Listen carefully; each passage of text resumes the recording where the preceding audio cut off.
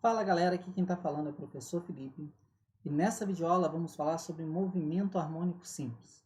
Então a gente vai falar das definições iniciais, dos conceitos iniciais envolvidos ali com o movimento harmônico simples, que são movimentos periódicos, movimentos oscilatórios, período, frequência. Vamos falar brevemente sobre as funções horárias, a lei de Hooke, e aí a gente vai falar principalmente, o tópico principal é falar sobre a energia e resolver alguns exercícios juntos sobre energia no MHS. Então, vamos lá? Vem comigo. Galera, primeiro, vamos falar então sobre esses conceitos iniciais do MHS. Então, o MHS, todo o MHS, ele também vai ser definido como um movimento periódico. O movimento periódico é aquele tipo de movimento que se repete a cada intervalo de tempo. Então, um fenômeno que se repita sempre a cada intervalo de tempo é definido como um fenômeno periódico. Alguns exemplos, só para citar assim por cima, cada ponteiro do relógio tem um tempo específico, um tempo determinado para efetuar uma volta, para completar um ciclo, completar uma volta. O ponteiro dos segundos, por exemplo, a cada 60 segundos ele completa uma volta, ele completa esse ciclo. Ponteiro dos minutos a cada 60 minutos, ponteiro das horas, em um relógio analógico, a cada 12 horas ele completa uma volta, a cada 12 horas ele completa um ciclo. O movimento dos planetas também é um movimento periódico, tanto de rotação, por exemplo, a Terra leva 24 horas para dar uma volta ao redor do seu eixo, quanto de translação, em torno de 365 dias para dar uma volta ao redor do Sol. O Sol também vai efetuar um movimento tanto de rotação quanto de translação ao redor da galáxia e tal, mas então são fenômenos periódicos também. E o movimento de um pêndulo. A gente tem aí o Homer Simpson, E aí ele está nesse pêndulo, o movimento de vai e volta, indo, voltando, indo, voltando, indo, voltando. Então isso caracteriza como fenômenos periódicos. Cada fenômeno periódico ele vai estar atribuído a ele, vai estar inserido com duas grandezas físicas hiper importantes para a gente, que são as grandezas definidas como período, que é o tempo necessário para o corpo completar uma oscilação, completar um ciclo, e frequência. Então vamos começar ali falando sobre o período. Nota que nesse pêndulo ele sai do ponto A, passa pelo ponto O e vai até o ponto B. Então está saindo do A, passando pelo O e indo até o B. Então fica fazendo esse tipo de movimento aqui. Só que depois que chega no B, ele volta para o O e também volta para o A. Esse tipo de... O período disso seria o tempo que ele leva. Por exemplo, se o movimento começar no A, aí na esquerda, ele está saindo do A, vai passar para o O, vai para o B. Quando ele voltar para o A novamente, aí ele completou um período. Então, se eu pegar ali essa distância aqui, deixa eu só pegar aqui a caneta para ficar mais fácil da gente visualizar. Deixa eu só mudar a cor dela aqui. Vou botar uma cor de tinta... Vou botar esse roxo aqui, que não vai ter nada no slide que seja roxo. Então, se eu pegar daqui até aqui, ele vai percorrer uma distância que eu vou chamar essa distância aqui de A. Daqui até aqui, ele percorre a mesma distância A. Na hora dele voltar de B para 0, ele percorre A, e na hora dele voltar de 0 para A, ele também percorre essa distância A. Então, ele vai daqui até aqui, 1, daqui até aqui 2, daqui até aqui 3 e daqui até aqui 4. Esse A que eu botei aqui é justamente o que a gente vai chamar lá na frente de amplitude. Então, o tempo gasto, o período, é o tempo necessário para ele completar 4 amplitudes. Gravem isso, deixem isso bem fixo na sua mente, mas já já a gente volta a falar sobre isso. Lá na frente, no exercício, a gente vai voltar a falar sobre isso. Então, deixa eu só pegar aqui e apagar as anotações. Por quê? Porque vamos imaginar o seguinte, se acontecem N repetições desse movimento no intervalo de tempo ΔT, o período pode ser calculado dessa maneira. Então vamos supor o seguinte, que esse corpo que está aí, ele efetue Vamos pensar aqui 4 vezes. Então, ele vai efetuar 4 ciclos no intervalo de tempo de 20 segundos. Eu gostaria de saber quanto que vale o período dele. Bom, o período é quanto tempo ele gasta para efetuar um ciclo só. Poderia fazer uma regra de 3, ou poderia jogar nessa expressão aqui, ó, que ficaria aqui 20 segundos dividido por 4, isso daqui 20 sobre 4, 5 segundos seria o período. Se eu só botar aqui no cantinho, se a gente jogasse uma regra de 3 nisso, ficaria, ele efetua 4 ciclos. Vou só apagar aqui. Se ele efetua 4 ciclos, vamos botar assim, 4 ciclos em 20 segundos, quantos ciclos ele efetuaria em 1 segundo? Perdão, desculpa. Quanto tempo que ele gasta, né? Já que período é o tempo. Quanto tempo ele gasta?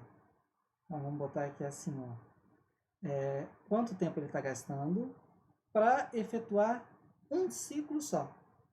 E aí, se a gente multiplicar cruzado, vai ficar 4x igual a 20. X igual a 20 dividido por 4, que daria aí os 5 segundos. Tranquilo para todo mundo? Definição de período, ela é bem basicona, ela é bem tranquilona mesmo. Vamos apagar as anotações aqui e vamos seguindo. E qual vai ser a unidade disso? Bom, é um número de tempo, se eu estou medindo ali naquele exemplo, quando eu acabei de falar agora, se eu medir em segundos, a definição é justamente unidade de tempo. A unidade que a gente vai utilizar vai ser uma unidade de tempo. No sistema internacional vai ser os segundos. Só que o período ele pode ser em horas, ele pode ser em minutos, ele pode ser em dias, qualquer unidade de tempo está válida. Se a questão cobrar no sistema internacional, aí ele tem que ser segundos. Associado ao período, nós temos a grandeza frequência. Frequência é o número de vezes que o fenômeno volta a se repetir na unidade de tempo considerada. Foi grifado aí justamente de propósito, esse na unidade de tempo a ser considerada. Porque olha só, vamos supor, vou lá para aquele exemplo de novo. Vou pegar os mesmos valores, só vou mudar as unidades. Então vamos supor que lá naquele exemplo, o corpo ele gastava 20 segundos. Agora vamos supor que ele gaste 20 minutos. Para efetuar 4 ciclos. Como que eu conseguiria achar minha frequência nessa história? Minha frequência vai ser por unidade de tempo. A unidade de tempo que eu estou utilizando aqui para representar não é minuto.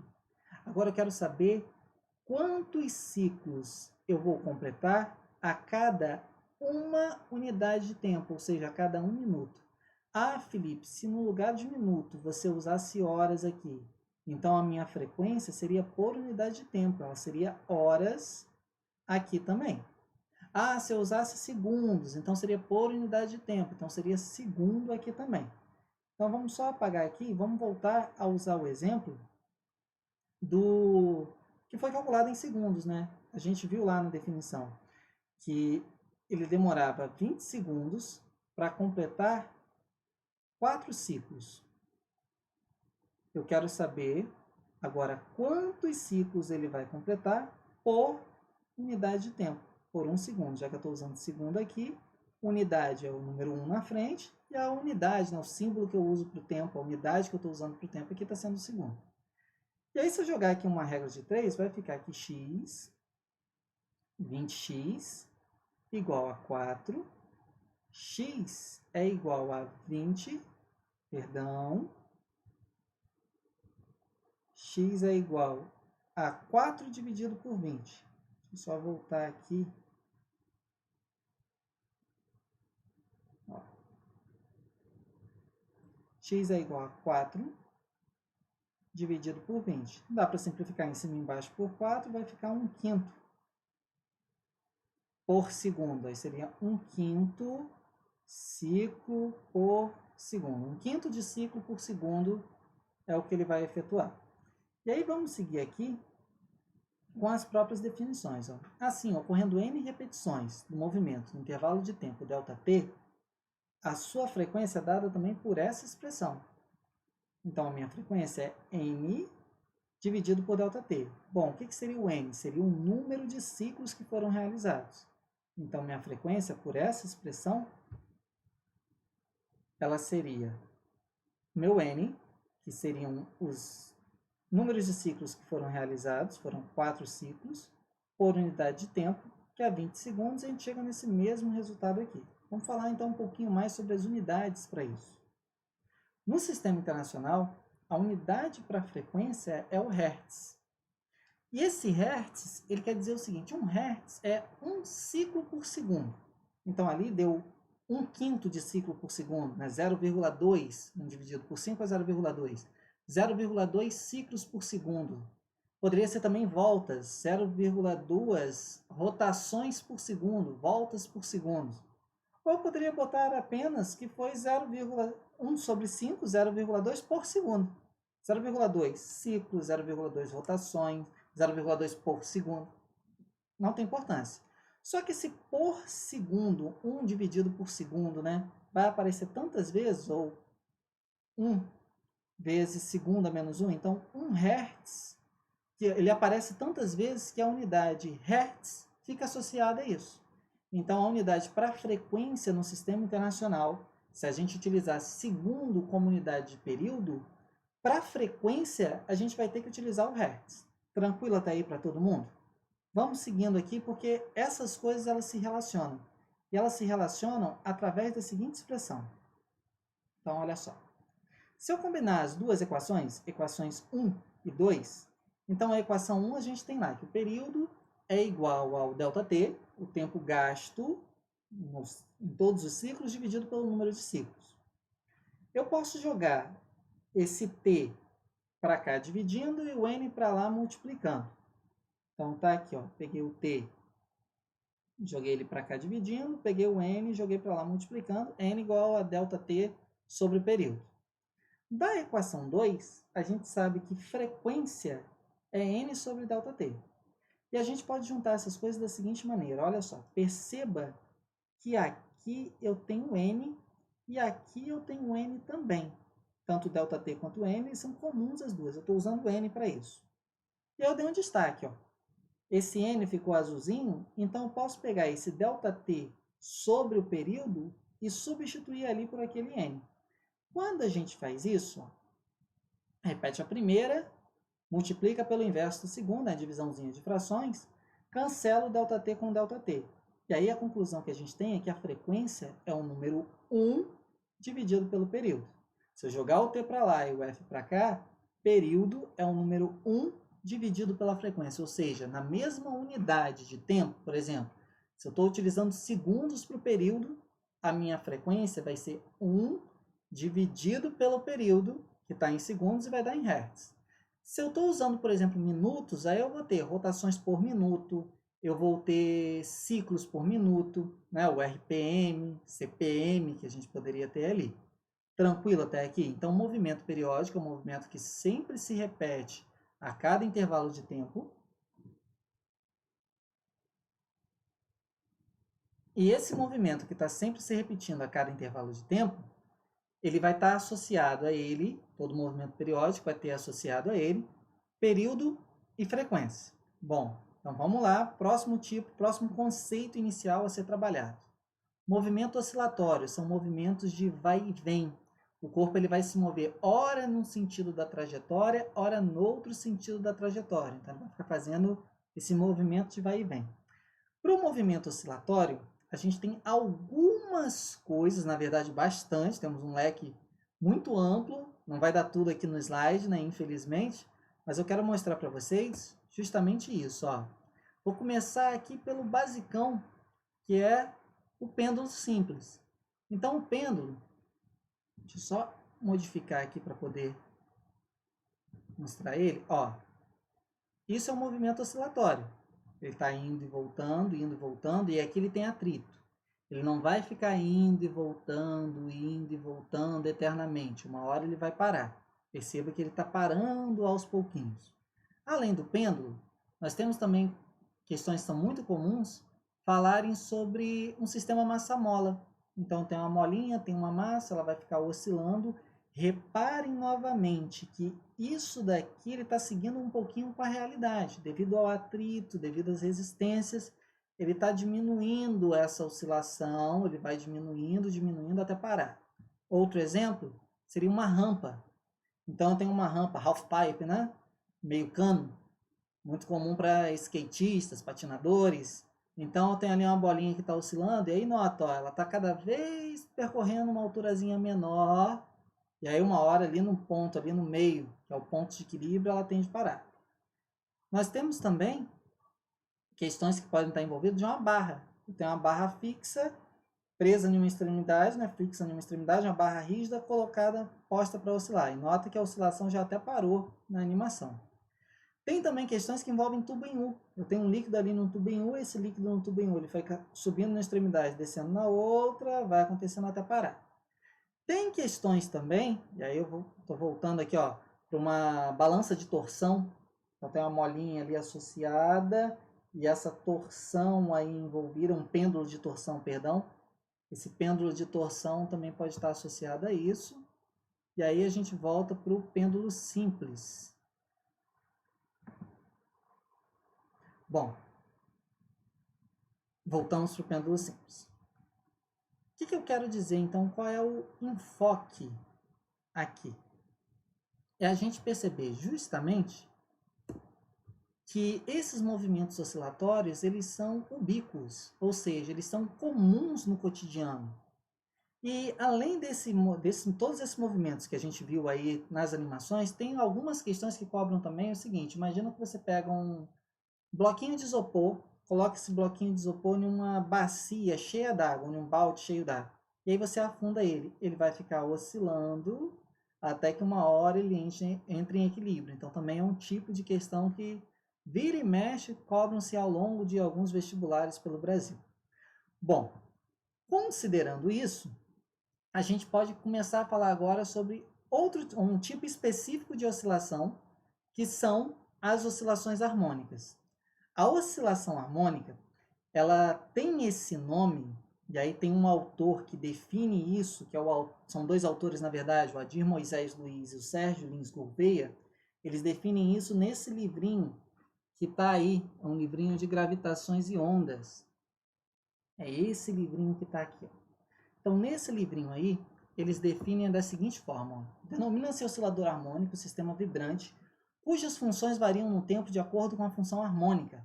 O termo harmônico se aplica a todo movimento que pode ser descrito por meio de uma função harmônica. Ah, tá, Felipe, mas o que é essa função harmônica? Bom, segundo os autores, essa função harmônica é aquela que pode ser representada mediante funções trigonométricas do tipo seno ou do tipo cosseno, ou combinações lineares dessas funções trigonométricas. Por que eu quis dar essa ênfase aqui? Se você for procurar no YouTube ou no Google, sei lá, funções harmônicas, nem todas as funções harmônicas ali envolvidas vão ser essa seno e cosseno. Na verdade, essas são funções elementares, né? São funções harmônicas e elementares, porque tem definições lá na matemática. Função harmônica é uma função que obedece à equação de Laplace. Mas aí, para a gente não entrar muito nesse mérito, esses dois autores falam que a função harmônica são funções, nesse caso, que podem ser descritas como seno e cosseno. E tem o Sampaio e Calçada, os dois autores também, o Sampaio e Calçada, no livro Física Clássica, volume 2, que eles também trazem a mesma definição, beleza? Então, ou seja, vão ser coisas que vão envolver aí seno e cosseno. Eu sei que nem todo mundo gosta disso, mas vamos com calma, relembrar aí um pouquinho desses conceitos. Na aula de hoje vai ter muito pouco, só vou jogar ali nas funções horárias, né? Depois a gente define essas funções, mostra como que ela chega através de um MCU. Então, associar um MCU com um MHS. E aí, vamos lá. Recapitulando. Nós temos as oscilações. As oscilações, elas podem ser livres, que são aquelas oscilações que você inicia ela, e ela permanece ali automaticamente, pela própria natureza ela vai permanecer. Dessas oscilações livres, existem aquelas que não dissipam energia, então não tem atrito, nenhum tipo de atrito. Esse tipo de oscilação livre, aquela que não existe atrito, dessa livre que não vai ter atrito, não vai ter dissipação de energia, a gente vai chamar de movimento harmônico simples. É isso que a gente vai estudar. Ah, Felipe, mas e se dissipar energia? Se tiver atrito, ela é chamada de movimento harmônico amortecido. Naqueles gifzinhos, nas animações, estava sendo mostrado para a gente justamente movimentos harmônicos amortecidos, e não movimentos harmônicos simples. Se não tiver atrito, ele vai ficar oscilando eternamente, mundinho perfeito da física. Ah, Felipe, mas e se não for livre? Por exemplo, eu tenho aquele pêndulo e aquele pêndulo está oscilando, mas uma hora ele vai parar. Mas eu quero que ele fique sempre oscilando. Eu não tenho que pegar e começar a fornecer energia para esse pêndulo, empurrar. Cada hora que ele estiver voltando, eu empurro ele um pouquinho. Se eu faço isso, é uma coisa que é constituída como oscilação forçada. Então, essas oscilações forçadas não vai ser objeto de estudo agora para esse vídeo, talvez no vídeo futuro a gente trabalhe com elas. Inclusive também com o movimento harmônico amortecido. Nem que eu só mencione para vocês, uma vez que vai ter umas equações exponenciais, vai ter algumas coisas ali que podem assustar mais um pouquinho. Então, vamos seguindo. Para a gente poder falar sobre movimento harmônico simples, a gente vai começar a falar do mais basicão de todos, que é o oscilador massa-mola.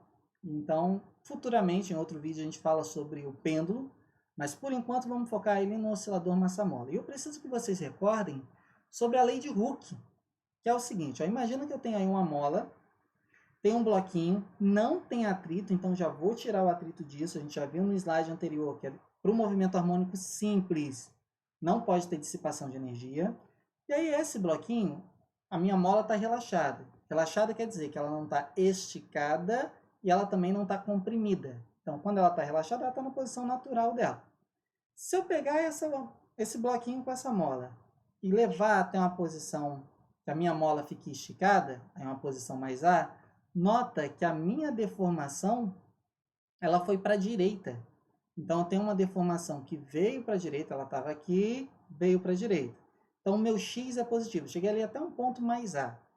Só que por eu ter puxado isso para a direita, na hora que eu puxo esse bloquinho para a direita, surge uma força elástica que quer que ela volte para a posição relaxada para a esquerda. E aí essa força elástica que vai surgir, ela vai depender da deformação. Quanto mais eu deformar, maior é a força elástica. Quanto menos eu deformar, menor é a força elástica. Então, eu fiz uma deformação, nota, para a direita, mas a minha força elástica está atuando para a esquerda. Isso vai ser importante para a gente. Voltei ali para a posição da minha mola relaxada, ela estava ali. Peguei agora essa mola na posição relaxada e vou comprimir essa mola para a esquerda. Na hora que a gente faz a compressão dessa mola, a minha deformação agora está para o lado negativo, ou seja, eu tomei ali a posição da mola relaxada como zero. E a partir desse ponto da mola relaxada, eu estou passando a anotar, ó, essa pontinha da caixinha. Ah, quando a pontinha da caixinha estava aqui, ela ocupou a posição mais A. Quando a pontinha da caixinha estava aqui, era zero. Quando essa pontinha direita da caixinha está aqui, está ocupando a posição menos A, deformou menos A. Só que agora a minha mola está comprimida. Se ela está comprimida, ou seja, nesse referencial, ela está sofrendo uma compressão, uma deformação para a esquerda, o que vai acontecer é que a minha força elástica, ela vai estar atuando para a direita. E aí, essa força ela vai obedecer à lei de Hooke, que é a seguinte equação. Força elástica, o valor que tiver, depende de uma constante K, beleza? Que a questão ela vai fornecer para a gente. E depende de quanto que deformou. Se eu dobrar a deformação, a minha força elástica dobra. Se eu aumentar 10 vezes a deformação, a minha força elástica ela aumenta 10 vezes. Só que o legal nessa conta é justamente esse sinalzinho de menos. Por quê? Se eu pegar e fizer essa deformação para a direita, isso aqui não vai ser mais x? O valor que eu tiver da deformação.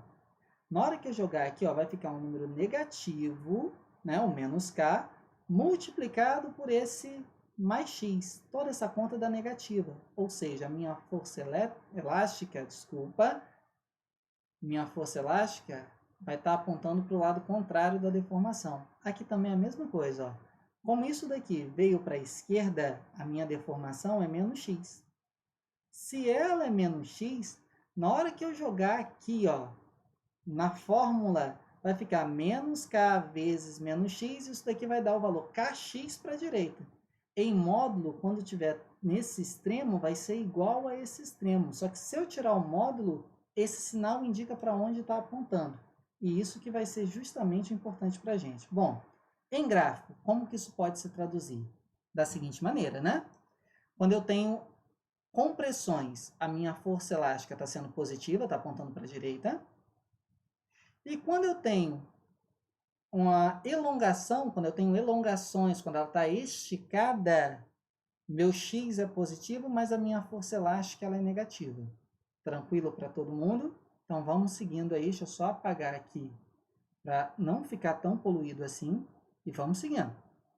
Então voltou ali para a posição normal dela.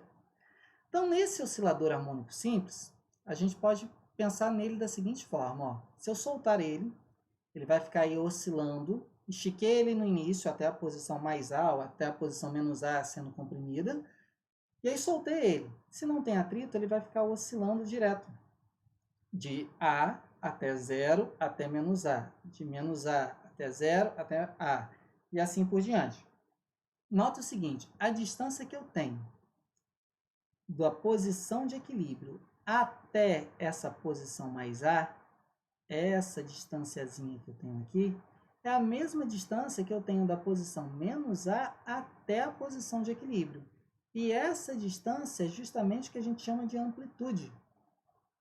Deixa eu apagar aqui esse Azinho.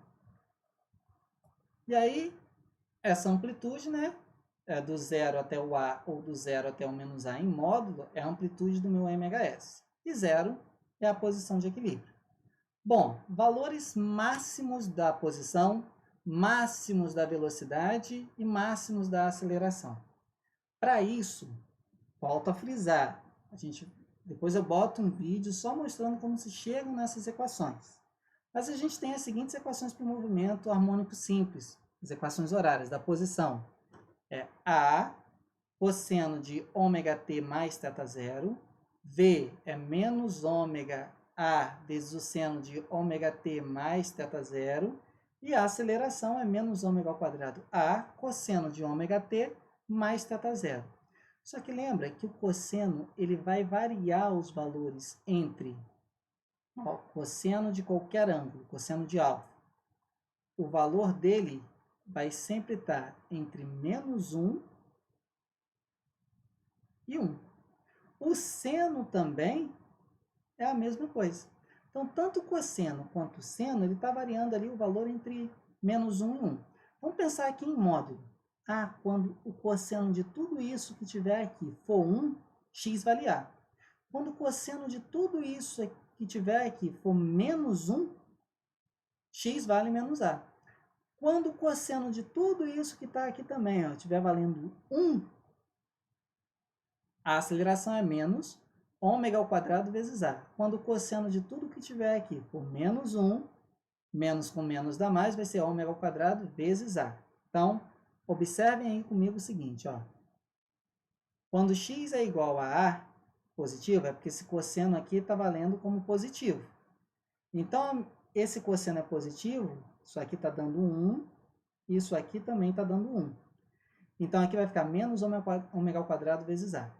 Agora, quando x ele vale menos A, é porque esse camaradinha todo aqui está valendo menos 1. Então, esse daqui também vale menos 1, menos com menos dá mais, ômega ao quadrado vezes A. E as velocidades nos extremos é o ponto que ele tem que parar para poder retornar. Então, a velocidade no extremo direito é 0, e a velocidade no extremo esquerdo ela também vai ser 0. E a velocidade vai ser máxima onde, Felipe? A velocidade vai ser máxima justamente no ponto de equilíbrio, só que ela pode ser máxima para a direita, tendo valor positivo, ou máxima para a esquerda, máxima em módulo, né? Tendo valor negativo. E aí, para isso, para achar essa velocidade, a velocidade ela vai estar associada com o seno do ângulo. Porque na equação da velocidade, aqui nós temos o seno. Quando esse seno todo que está aqui, ó, esse termo todo que está aqui, quando ele der 1, isso aqui vai estar indicando menos ômega vezes A, ou seja, vai estar para cá. Quando ele der menos 1, vai ser mais ômega vezes A. Vai estar indo para a direita. E aí a gente tem esses valores, ó. Ômega vezes A, mais ou menos ômega vezes A. E aqui, menos ômega ao quadrado vezes A. Aqui, ômega ao quadrado vezes A positivo. Tranquilo? Vamos lá que tem mais alguns aspectos para resolver. Bom, pulsação, o ômega em um oscilador massa-mole. A gente consegue chegar na definição dessa pulsação pela lei de Hooke, que a gente acabou de ver alguns slides atrás. A lei de Hooke é F igual a menos kx. Lembrando que esse menos é porque quando x for positivo, a força está no sentido contrário e vice-versa. Se a gente utilizar, além da lei de Hooke, a segunda lei de Newton, força resultante é igual a massa vezes aceleração, porque nota, quando a gente tem aqui, deixa eu fazer um desenho aqui bem tosquinho mesmo. Quando eu tenho aqui o meu bloquinho, e aí ele está aqui, ó, tem essa superfície toda aqui. Nossa, mas agora ficou tosco demais. Ele tem essa superfície toda aqui para seguir. Vamos supor... Beleza. Mal de Parkinson aí na questão. Mas aí quais são as forças que a gente vai ter? Bom, a gente tem a força normal, que é a que a superfície está exercendo nele. Nós temos a força peso. Só que peso e a normal, nesse caso, vão se anular. E aí quem fica fazendo o papel de força resultante é justamente a força elástica. Então, eu posso substituir a segunda lei de Newton e posso igualar essa força que eu tenho aqui com essa, ou seja, esse termo deverá ser igual a esse. Então, m vezes a igual a menos kx. Só que essa aceleração é esse termo que todo que está aqui da questão que a gente acabou de ver. Lembrando que isso aqui é ômega t mais θ0. E esse θ final aqui também é ômega t mais θ0. Eu só juntei eles e condensei todos eles num θ final. E aí notem o seguinte que vai passar a acontecer. Vou só apagar aqui para poder não poluir tanto a figura. Só para a gente poder relembrar. Percebam que eu tenho termos aí que é A cosseno e A cosseno do outro lado. Então, eu posso cancelar, porque é a mesma coisa. E aí eu fico que menos m vezes ômega ao quadrado igual a menos k. Bom, novamente, esse menos aqui, se eu multiplicar por menos 1, esse menos vai embora com esse outro menos. Então, meu ômega ao quadrado é igual a k sobre m. E aí eu posso tirar a raiz disso e vai ficar aqui o ômega, que é essa pulsação, frequência angular, velocidade angular, depende de como a questão quer trabalhar cada um desses termos. Essa pulsação ela vai ser justamente a raiz quadrada de k sobre m. Vale a pena a gente lembrar que esse ômega ele pode ser expresso como 2π vezes f, isso lá daquela associação que a gente faz com o movimento para movimento circular, ou ele também pode ser expresso como 2π dividido por t. Essa velocidade angular é quanto de ângulo ela percorre a cada uma volta. Bom, uma volta completa são 360 graus. 360 graus em radianos, 2π. O tempo que leva para completar uma volta não é período, então está aí pela definição. E como o inverso do período é a frequência, então 2π dividido por t, ou 2π vezes f, é a mesma coisa. Essa relaçãozinha aqui vai ser hiper válida para os exercícios que nós vamos resolver. Bom, vamos lá, vamos falar sobre energia no movimento harmônico simples. Energia no oscilador massa-mole. A gente tem que lembrar das expressões de energia lá da mecânica. Bom, nós temos dois tipos de energia na mecânica associada principalmente com molas. Nós temos a energia cinética, que é a energia do movimento, que é a massa vezes a velocidade que o corpo vai ter ao quadrado dividido por 2. E nós temos a energia potencial elástica, que é a constante elástica vezes a deformação elevada ao quadrado dividido por 2. Só que, além disso, a gente sabe que a energia mecânica é a soma das energias cinéticas com as energias potenciais. Então, em um oscilador massa-mola, a energia cinética somada com a energia potencial vai dar justamente a energia mecânica. Então, vamos imaginar o seguinte aqui comigo, ó. Deixa eu só ver se eu consigo desenhar aqui mais ou menos. Então, imagina essa reta aqui. Aqui eu tenho a posição mais A. Aqui eu tenho a posição menos A. E suponho que aqui seja o meio. Aqui é o meu zero. Quando o meu sistema massa-mola, quando o meu bloquinho, ele estiver nessa posição aqui, concordam comigo que nessa posição ele para? A velocidade dele é zero? Se a velocidade dele é zero, a deformação dele é máxima. E aí pensa comigo, substituindo nessa expressão aqui, ó. Se a velocidade dele é zero, zero ao quadrado dá zero, multiplicado por m continua dando zero, dividido por 2 continua dando zero. Isso aqui vai ser zero. A energia potencial que ele vai ter, né, K, vezes o x, eu estou substituindo por A. O x está ocupando agora a posição A. Ao quadrado sobre 2, ou seja, a minha energia mecânica na hora que ele estiver aqui nesse ponto, é K vezes A ao quadrado sobre 2.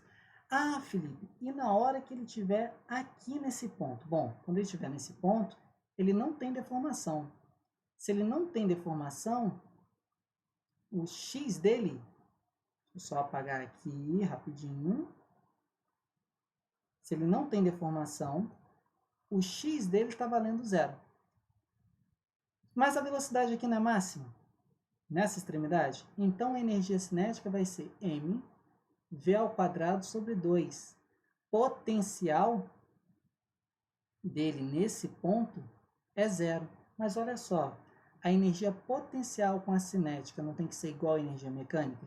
Se lá na hora que ele estava nessa extremidade, a energia mecânica dele deu esse K ao quadrado sobre 2, aqui ela também vai ser K ao quadrado sobre 2. Ou seja, a minha energia mecânica em um oscilador massa-mola, em qualquer ponto, por exemplo, nesse ponto aqui, ó, ele tem um pouquinho de deformação, ele tem velocidade. Se eu somar a energia cinética com a energia potencial elástica, não importa quais os valores que elas tenham, a soma das duas sempre vai dar K ao quadrado sobre 2. A energia mecânica de um oscilador massa-mola sempre vai ser K vezes a amplitude ao quadrado dividido por 2. Depende desses fatores. Guardem isso que vai ser extremamente importante nos exercícios que vamos fazer. Bom, então a gente tem aí, resumo.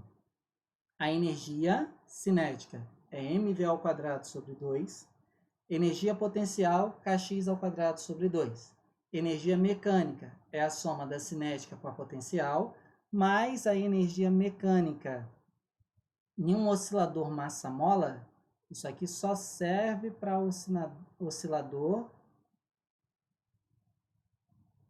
massa-mola. A energia mecânica é K vezes A ao quadrado sobre 2. Ou seja, se eu somar essas duas aqui, sempre vai ter que dar esse resultado aqui. Minha preocupação é você confundir esse A, que é a amplitude, é o máximo que ele tem, com o X. O X pode ser máximo ou não, beleza? O X pode estar ali no meio do caminho. Então, só se preocupem aí de conseguir pegar essas definições. Então, vamos lá. Tem aquele nosso oscilador massa-mola de novo. Nos extremos, o que acontece? A energia cinética é zero na extremidade. A energia potencial vai ser Ka ao quadrado sobre 2, nessa extremidade aqui. Se eu somar 0 com Ka ao quadrado sobre 2, a soma dessas duas me dá a energia mecânica. Beleza, ela está aqui e é a definição que a gente tinha. Bom, nesse outro extremo, Felipe, por que não é menos Ka ao quadrado sobre 2? Porque aqui, galera, olha só, seria como se nesse extremo a energia potencial que ele tem é K vezes menos A ao quadrado sobre 2. Então, número negativo ao quadrado, ele fica positivo. Então, por isso, tanto faz. A energia potencial que ele tem quando está comprimido ou quando está esticado é a mesma, para a mesma deformação, né? Para a deformação que eu tenho quando ele estica e para a deformação que eu tenho quando ele comprime, a energia potencial associada vai ser a mesma coisa. E a energia mecânica aqui, ó, que é a soma dessas duas, continua sendo Ka ao quadrado sobre 2. Belezinha? E no meio, Felipe, o que vai acontecer? Bom, no meio, ele vai ter energia cinética, que ela vai ser máxima, uma vez que a velocidade vai ter o máximo valor possível. A potencial vai ser zero. Só que se eu fizer a soma das duas, tem que continuar dando K ao quadrado dividido por 2.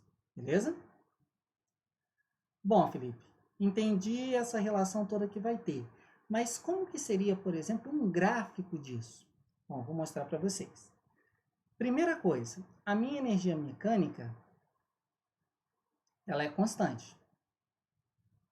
Se ela é constante, o meu gráfico da energia mecânica ele vai ser uma reta, ele vai ser uma coisa linear, paralela ao eixo X, por exemplo.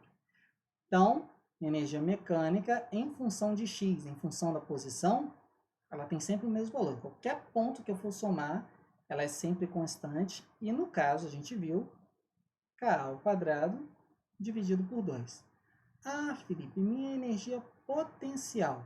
Bom, minha energia potencial é K, só mudar a cor da caneta aqui rapidinho, eu dar destaque para um termo. Kx ao quadrado sobre 2. Bom, isso daqui, o gráfico disso tem uma forma muito peculiar para a gente, muito peculiar e familiar, né? Se a gente fizer assim, ó, aqui seria a energia potencial em função do tempo, em função de x. Isso daqui vai formar para a gente uma parábola. Então, o valor que eu tenho para cá é o mesmo valor que eu tenho para cá. Isso aqui está formando uma parábola para a gente. A energia potencial, ela vai ter um formato de parábola. E, Felipe, se eu fosse escrever agora em função da energia cinética. Bom, a gente sabe que a energia mecânica é igual à energia cinética mais a energia potencial. Eu posso falar que a minha energia cinética é igual à minha energia mecânica. Isso aqui a gente sabe que é uma constante, é um valor fixo, menos a energia potencial. Passei esse menos lá para o outro lado, né? Então vai ficar K vezes x ao quadrado dividido por 2. Nota que agora o x é negativo, ou seja, a energia cinética ela vai ser uma parábola também, só que ela vai ser uma parábola com a concavidade voltada para baixo. Isso aqui seria a nossa energia cinética. E aí esse gráfico é justamente importante, porque vira e mexe uma questãozinha ou outra, costuma cobrar que a gente interprete os gráficos, né? Envolvidos em uma questão desse tipo. Bom, então tá aí o gráfico. A minha energia mecânica, ela sempre tem o mesmo valor. A minha energia potencial, ela é uma parábola com a concavidade voltada para cima. E a minha energia cinética, ela é uma parábola, só que com a concavidade voltada para baixo. Notem o seguinte, olha o que é legal nesse tipo de questão. Deixa eu pegar aqui canetas de outras cores aqui. Ó. Vamos supor que eu queira nesse pontinho aqui. Nesse pontinho, ela tem essa alturazinha de energia potencial. Aí, se eu pegar aqui, ó, para esse mesmo pontinho, quanto que ela tem de energia cinética? Então, eu pego aqui, ó, ela vai ter essa altura que está aqui em preto, para energia cinética. Se você somar esse tamanho da energia cinética mais esse tamanhozinho aqui, ó, da energia potencial, sempre tem que dar a energia mecânica, beleza? Bom, galera, eu vou parar esse vídeo da teoria por aqui. Então, essa é a teoria envolvida. E no outro vídeo, logo depois desse, a gente vai ter aí alguns exercícios envolvendo tudo isso que a gente falou, ok? Então, fica assim, um vídeo de teoria, explicando os fenômenos ali associados, e um vídeo de exercício, ok? Já que esse vídeo está ficando um pouquinho grande, então eu vou pausando ele por aqui. Então, no outro vídeo, vocês vão conseguir ali resoluções, eu vou resolver com vocês alguns dos exercícios. Valeu?